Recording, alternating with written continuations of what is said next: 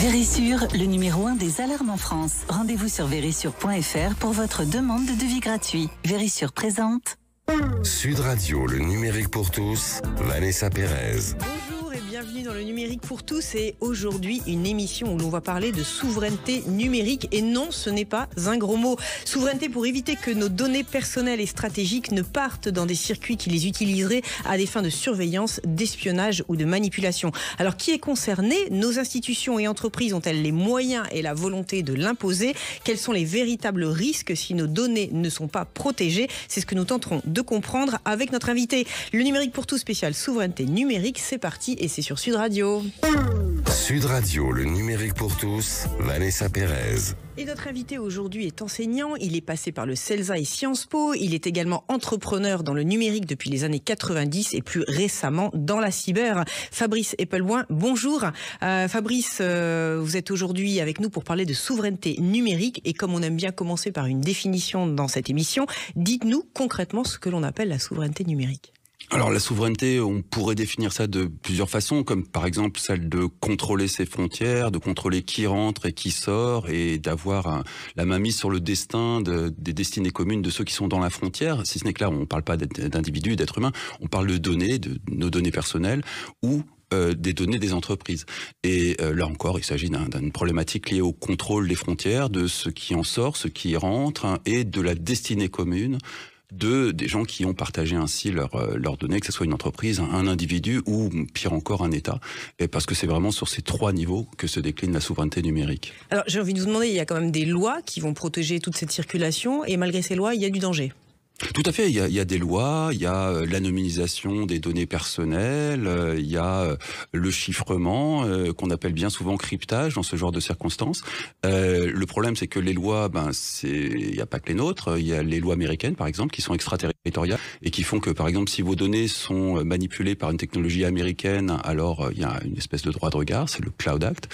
Et puis il y a tout un tas de problématiques qui viennent rendre ça extrêmement complexe. Typiquement le chiffrement, encore une fois souvent appelé cryptage dans ce genre de cas, qui est présenté comme une solution miracle. Il faut bien comprendre qu'une donnée qui a été chiffrée, on peut pas faire de calcul avec, elle est illisible. Et donc par définition, si vous traitez vos données dans un système évolué qui est dans le cloud, elles ne peuvent pas être chiffrées, et donc le propriétaire du cloud, qui bien souvent est américain, a accès à vos données. Là-dessus, il y a un gros malentendu. Quant à l'anonymat, c'est encore pire, c'est un véritable mythe qui est déconstruit presque chaque mois dans différentes revues scientifiques par généralement des statisticiens, mais en général, il y a mille façons de montrer à quel point ça n'existe pas. Mais par contre, en marketing, en politique, c'est quelque chose qui pèse très très fort. Alors Fabrice, dites-nous, quelque chose qui nous est très quotidien, ce sont les réseaux sociaux. On y dépose chaque jour plein de données, des émotions, des sentiments, des opinions. Est-ce qu'on est protégé, justement, parce que ces réseaux sociaux, ils appartiennent plutôt à des plateformes américaines.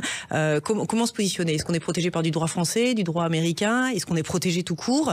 Et qu'est-ce qu'on sait de nous avec ces réseaux sociaux? Vous êtes un peu protégé par du droit européen. Ceci dit, ce qu'on sait depuis belle lurette avec les réseaux sociaux, c'est qu'à partir de quelques dizaines, quelques centaines de likes, typiquement dans Facebook, qui peuvent vous sembler anodins, des likes sur de la musique, de la confiserie, de l'agroalimentaire, n'importe quoi, on est capable de reconstituer votre orientation politique, vos traits psychologiques, votre orientation sexuelle ou vos penchants politiques.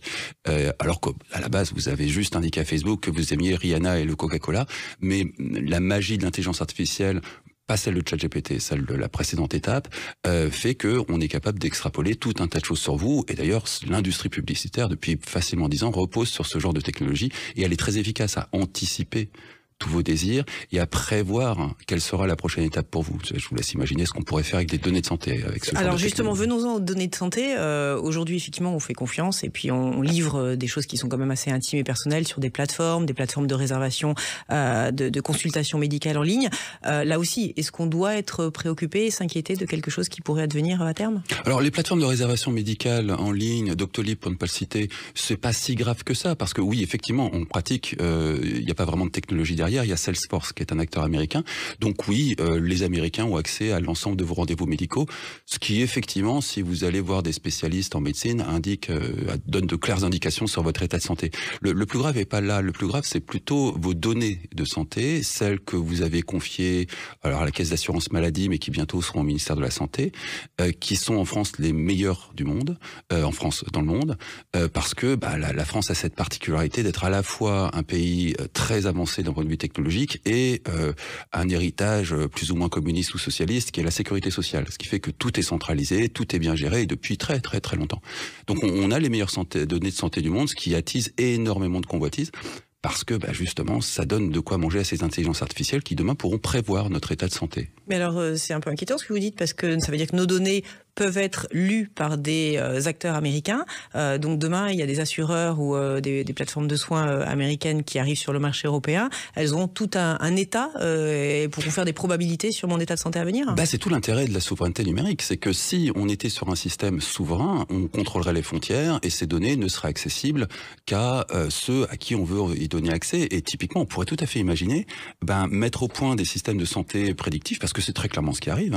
Je donne mes données de santé et en échange, je vais avoir une prévision de la façon dont elles vont évoluer et du coup des recommandations qui vont être un peu plus précises que 5 fruits et légumes par jour et qui vont s'adapter à mon problème à moi, qui est pas du tout le même que le vôtre.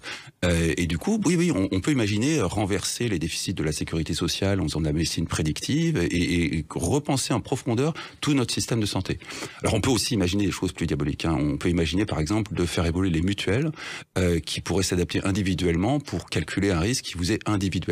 Et du coup, ne pas vous assurer vous parce que je suis navré, vos données montrent que vous avez de très grandes chances d'avoir un cancer dans les 5 ans et personne ne va vous assurer pour ça. Alors que moi, malgré le fait que je fume, je suis tranquille, donc je vais avoir une assurance santé pour 10 €. Autant vous dire que les mutuelles traditionnelles vont couler parce que je prendrai jamais une mutuelle classique alors que Microsoft me propose une mutuelle à 10 €. Ce qui fait que tout l'ensemble va s'effondrer. Donc, on va vers cette échéance, sachant que aujourd'hui les données de santé, on les a données à Microsoft, malgré d'énormes résistances, on les a données à Microsoft. On peut pas faire machine arrière. Non, pas avec ce gouvernement. On a donné. Si vous regardez Microsoft, vous allez le trouver derrière Quant, vous allez le trouver derrière le Health Data Hub, vous allez le trouver derrière Mistral, l'intelligence artificielle, ce qui est censé être open source, mais ça n'a pas duré longtemps. Non, ça, on peut pas faire face à des acteurs d'une telle puissance. Alors justement, j'aimerais rebondir sur ce qu'on appelle le Health Data Hub, donc le centre de données de santé. Il y a une polémique qui concerne justement la concentration de ces données au niveau de ce hub. Expliquez-nous un petit peu la genèse et pourquoi ça a fait polémique. Alors il faut comprendre l'origine de projets tels que le Health Data Hub. Au départ, il y a des projets comme le West Data Hub, qui là pour le coup sont souverains. C'est tout un ensemble de CHU qui se réunissent, qui mettent en commun des données de santé pour permettre de faire de la recherche fondamentale sur cette base de données, en grande partie avec de l'intelligence artificielle, et d'inventer la santé de demain. C'est ce qui est un projet qui est objectivement tout à fait enthousiasmant et très très prometteur pour l'équilibrage des comptes sociaux. Enfin, il y a vraiment un potentiel phénoménal. Mais l'État a décidé que le West Data Hub ne lui plaisait pas et ils ont décidé qu'ils allaient reconstruire tout ça sur des technologies Microsoft de façon à donner tous ces gentilles données de santé à Microsoft qui va gérer tout ça pour notre mieux. Ils ont eu tout un tas d'arguments avec la CNIL, le Conseil constitutionnel, le Conseil d'État et puis une commission d'investigation parlementaire au Sénat. Et parmi leur argumentation, il y avait le fameux chiffrage, ou cryptage plus exactement, pour être vraiment précis. Et donc, ils affirmaient que le cryptage allait bloquer toute possibilité pour les méchants américains d'éventuellement avoir accès aux données. Mais ils avaient oublié une chose que la CNIL a souligné dans son rapport, qui était que si vous chiffrez une donnée, vous ne pouvez pas la lire et donc vous ne pouvez pas faire de calcul avec. Or, très clairement, il suffit de lire la documentation de Microsoft pour s'apercevoir que si vous voulez utiliser de l'intelligence artificielle sur ces données, c'est-à-dire la traiter, vous allez être obligé de franchir les frontières et d'aller du côté des États-Unis avec des centres de calcul spécialisés. Et donc, nécessairement, elles seront disponibles non chiffrées à l'extérieur des frontières européennes. Donc, on est très clairement dans un cas de figure de perte de souveraineté. Et ce qu'il faut bien comprendre avec ces intelligences artificielles, c'est qu'elles pillent les données. personnel ou pas, peu importe. Oui, justement. On a eu un bel exemple il y a de ça 3 mois avec une boîte américaine qui s'appelle Stable Diffusion, qui fait partie de ces intelligences artificielles qui peuvent vous créer une photo complètement imaginaire à partir d'un prompt, et qui a commencé à créer des photos avec un watermark de Getty Images dessus. Alors un watermark, c'est un label qui atteste c'est une espèce de pastille qui dit attention, cette photo est copyrightée, vous n'avez pas le droit d'utiliser, sauf si vous nous l'achetez. Qu'on trouve régulièrement partout sur Internet. Toutes les banques d'images ont ces watermarks. C'était pour l'anglicisme. Et très concrètement, cette intelligence artificielle avait tellement été nourrie avec des images copyrightées, et donc de façon parfaitement illégale, que quand elle recrachait des images, elle recrachait également ce watermark. Donc on sait comment toutes ces intelligences artificielles sont apparues par un pillage systématique et absolument impossible à contrôler des données qu'elles peuvent trouver sur Internet. Il en sera de même pour les intelligences artificielles qui traitent de la donnée de santé. Et donc la seule façon d'éviter ça, c'est d'éviter de leur donner les données. C'est trop tard. C'est trop tard. D'accord. Donc on est donc dans un mythe, on prône partout effectivement ce cloud souverain, la protection de nos données. Maintenant tout ça est diffusé de manière internationale. Alors le cloud souverain, c'est peut-être un peu tôt pour dire que c'est un mythe, mais c'est pas une réalité. Le cloud souverain en France, ça a été un fiasco tragicomique. Et puis il y a eu une initiative plus ou moins européenne qui au début donnait quelques espoirs. Et puis très rapidement, on a vu débarquer Palantir, c'est le Big Brother américain qui fournit la CIA comme la NSA. Et puis derrière, on a vu débarquer les GAFAM. Et puis pour terminer la blague, on a vu débarquer Huawei, l'acteur chinois. Donc il n'y a pas de souveraineté pour l'instant, il n'y a aucun espoir de souveraineté numérique ou de cloud souverain. On en est au stade où Thales revend du Google, je crois, Orange, du Microsoft, ou c'est peut-être l'inverse, mais enfin peu importe. On a transformé tous les grands clouders français en échoppes qui sont des franchises américaines. Fabrice, je vous propose de marquer une courte pause. Restez avec nous et on se retrouve dans quelques minutes. Le numérique pour tous, ça continue et c'est sur Sud Radio. Sud Radio, le numérique pour tous, Vanessa Pérez. Vérissure, le numéro 1 des alarmes en France. Rendez-vous sur vérissure.fr pour votre demande de devis gratuit. Vérissure présente. Sud Radio, le numérique pour tous, Vanessa Pérez. Et on se retrouve avec Fabrice Eppelboin dans le numérique pour tous. Alors Fabrice, on a évoqué la protection de nos données et leur pilotage par les institutions. J'aimerais qu'on s'interroge sur le monde de l'industrie. On le sait tous aujourd'hui, on est de plus en plus entouré par des objets connectés. Même nos véhicules sont de plus en plus connectés. Quand on imagine et quand on est rentré dans une Tesla, il y a 8 clés USB dans la voiture qui prennent toutes vos informations, qui filment tout, donc il n'y a plus aucune intimité quelque part. Ces informations, elles ne s'arrêtent pas là. Elles vont être utilisées, recyclées, ça crée de la valeur. Expliquez-nous un petit peu le modèle. Et là aussi, est-ce qu'il y a un risque pour l'analyse de nos comportements dès lors qu'on est dans un véhicule ? Et il y a surtout un malentendu. Une Tesla, c'est pas une voiture, c'est un ordinateur avec 4 roues et une quantité faramineuse de capteurs qui collectent en permanence des données. Les caméras sont des capteurs parmi d'autres. Il y en a plein d'autres sur une Tesla qui les centralisent chez Tesla et qui les donnent à manger à une intelligence artificielle. Et cette intelligence artificielle, aujourd'hui, elle vous permet une conduite automatique sur l'autoroute. Demain et aujourd'hui, d'ailleurs, sur certaines agglomérations, en tout cas aux États-Unis, une conduite en ville. Et puis demain, ça sera la conduite autonome. Ce qui fait que très concrètement, le permis de conduire et l'idée de conduire une automobile, d'ici une génération, ça semblera à peu près aussi charmant que l'équitation. Un truc du passé qui servait à se déplacer et qui est aujourd'hui un loisir pour de riches passionnés, mais qui n'a absolument aucun sens pour la vie quotidienne. C'est ça une Tesla, c'est rien d'autre. Alors quelle est l'idée ? C'est-à-dire qu'on nous prône en fait des valeurs de sécurité et d'autonomie. En fait, ça alimente une machine économique dont le modèle est justement d'utiliser de la data pour créer de la valeur sur un autre système que la mobilité ? Non, Tesla, c'est vraiment une disruption entre des dinosaures qui vendent des voitures et quelqu'un qui vend un ordinateur maquillé en voiture. C'est un peu un cheval de Troie. On a l'impression d'acheter une voiture, on achète un capteur qu'on va balader à droite à gauche pour capter de la donnée de façon à rendre plus intelligent Tesla. Si vous regardez le cours de bourse de Tesla, vous allez vous apercevoir qu'il y a une grosse similarité avec le cours de bourse de Google ou d'Amazon ou de boîtes de ce genre-là. Alors que si vous regardez le cours de bourse de Stellantis, de Volkswagen ou de Renault, vous allez voir qu'il y a une grosse différence, très grosse différence. Et la différence, c'est l'IA, précisément. Et c'est un immense transfert de valeur qui se passe entre le monde de l'IA et le monde du XXe siècle. Si vous regardez les cours de bourse du Nasdaq et le cours de bourse de l'Eurostock 50 par exemple, qui est en gros, pour faire simple, l'équivalent européen, vous allez voir qu'il y a un décrochage depuis plus de 10 ans. Un décrochage total qui fait que les Américains aujourd'hui sont 2 fois plus riches que les Européens par rapport à il y a 10 ans. Ce décalage, il s'appelle Tesla, il s'appelle Nvidia, il s'appelle Google, il s'appelle Amazon. Et ce transfert de valeur, il a lieu entre toutes nos industries qui ont confié leur cloud à ces acteurs, et puis l'écosystème américain qui, lui, a su prendre le pas de l'intelligence artificielle et de la technologie en général. Alors Fabrice, vous avez cité un mot magique qui est intelligence artificielle. J'aimerais qu'on revienne sur une actualité dont vous avez parlé dans la première partie de cette émission, qui est l'émergence d'un champion du numérique, qui est la société Mistral AI, qui a vu le jour en 2023, qui lève des fonds de manière colossale. Et vous avez évoqué justement que cette start-up, elle aurait pu être un champion, une licorne même française, mais en fait l'histoire en a voulu autrement, et donc les fonds américains ont fait les yeux doux, et donc il n'y aura plus de souveraineté dans cette intelligence artificielle. Racontez-nous un peu la genèse et où on en est aujourd'hui. Si avec les fonds américains, Mistral, c'est exactement la même histoire que OpenAI, mais avec... Alors OpenAI qui est la société OpenAI qui est une société qui est derrière ChatGPT, qui a été fondée il y a déjà pas mal de temps, avec entre autres Elon Musk, qui s'est fait virer comme un malpropre en cours de route, parce que à l'origine, OpenAI, comme son nom l'indique, c'était open, c'est-à-dire c'était de l'open source, et ça voulait créer un système d'intelligence artificielle qui soit un bien commun pour l'humanité, pas un bien privé appartenant à une entreprise. Mais bon, il y a eu des dissensions, ils n'étaient pas d'accord avec cette vision, ils ont foutu Elon Musk dehors. Aujourd'hui, c'est une entreprise, enfin, c'est pas vraiment une entreprise, c'est un truc un peu hybride, mais c'est très clairement pas pour le bien commun, et c'est sous le contrôle de Microsoft.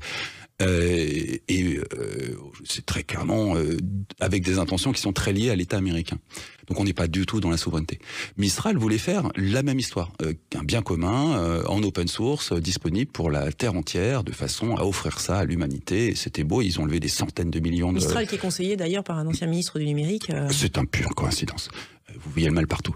Et donc Mistral, qui au départ était censé être ce bien commun fantastique open source, finalement il lui arrivait exactement la même histoire, et aujourd'hui ils sont sous la coupe de Microsoft.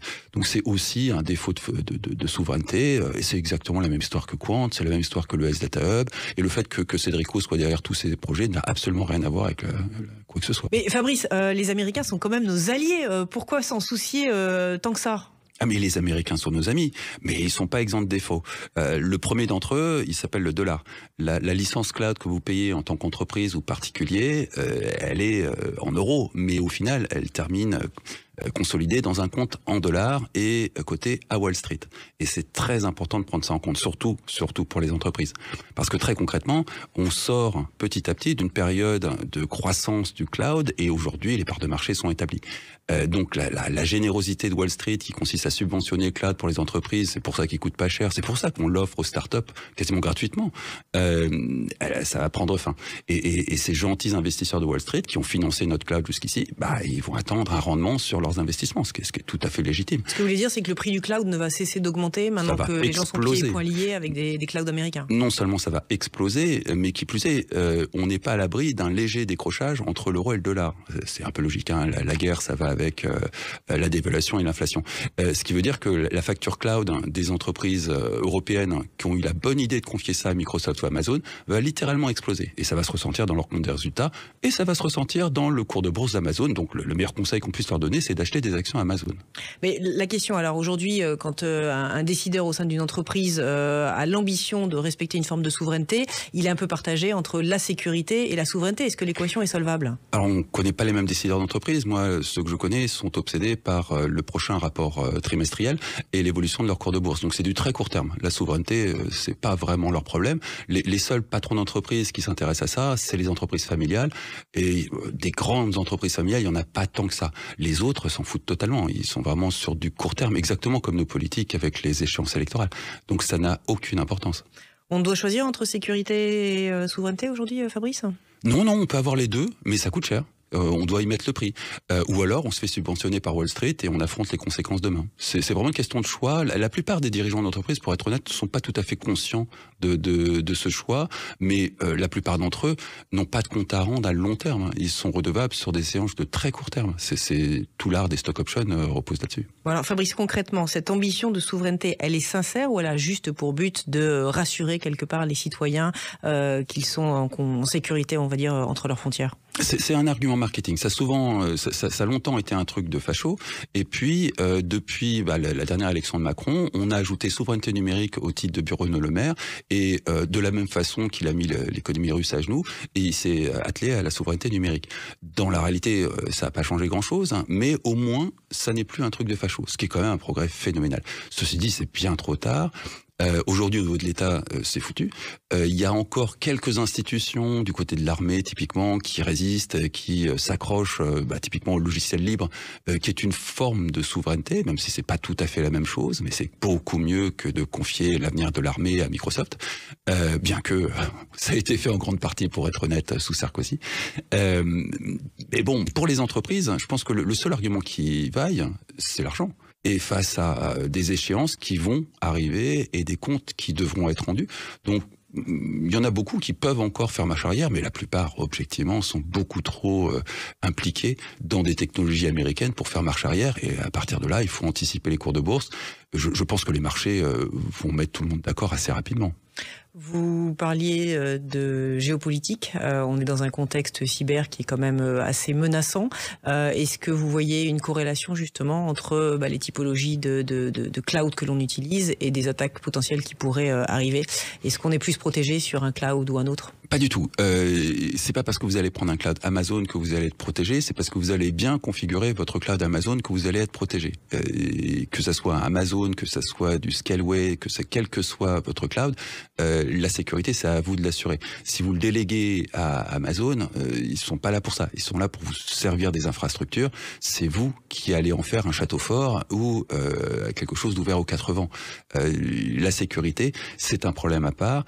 C'est un problème qui se surajoute à la souveraineté si on est du point de vue d'un État, mais ça ne concerne guère que les États. Pour les entreprises ou pour les particuliers, ça se pose pas en termes de souveraineté. Souvent, bien au contraire. Entre le hacker qui va avoir son propre serveur de messagerie, qui va installer sa propre suite bureautique en open source sur son propre serveur, et quelqu'un d'un peu feignant qui va utiliser un Gmail et qui va utiliser la suite Office, ce dernier sera beaucoup plus facile à sécuriser parce que effectivement vous déléguez votre sécurité à Microsoft, vous déléguez votre sécurité à Google, là où le hacker devra assurer sa propre sécurité et lui sera souverain. Alors que vous avez confié votre sécurité aux Américains, comme la plupart des pays européens, ceci dit. C'est comme ça qu'on se retrouve dans une telle situation. Fabrice, pour conclure et pour nos citoyens, pour les citoyens que nous sommes, leur relation aux réseaux sociaux, s'ils veulent assurer une forme de souveraineté, c'est de ne plus y aller ou alors de se comporter différemment? Non, ne plus y aller, c'est pas une réponse acceptable. La meilleure chose à faire, c'est de comprendre ce qui se passe de façon à être conscient de quand vous traversez une frontière. Quand vous allez à l'étranger et que vous allez passer vos vacances au Maroc, en Tunisie ou en Thaïlande, vous êtes parfaitement conscient d'avoir traversé une frontière, vous êtes parfaitement conscient à l'arrivée d'en traverser une nouvelle, d'arriver dans un nouveau système législatif, et vous savez qu'il y a des choses qui se font pas au Maroc ou en Thaïlande que vous pourriez faire en France, et réciproquement, parce que vous êtes dans un système différent, donc vous vous adaptez par simple respect pour les mœurs locales. Il en est exactement de même quand vous allez sur les réseaux sociaux. C'est juste une prise de conscience, il faut être conscient de là où on met les pieds, ça veut pas dire qu'il faut arrêter d'utiliser les réseaux sociaux, bien au contraire. Merci beaucoup Fabrice Eppelboin. Le numérique pour tous, c'est fini pour aujourd'hui. Pour prolonger la discussion, on se retrouve sur ces fameux réseaux sociaux et en podcast. Merci à tous d'être chaque semaine de plus en plus nombreux à nous écouter et à nous suivre. Je vous souhaite une excellente fin de week-end et je vous dis à la semaine prochaine. Sud Radio, le numérique pour tous, Vanessa Pérez. Avec Vérissure, le numéro d'alarme en France. Rendez-vous sur vérissure.fr pour votre demande de devis gratuit.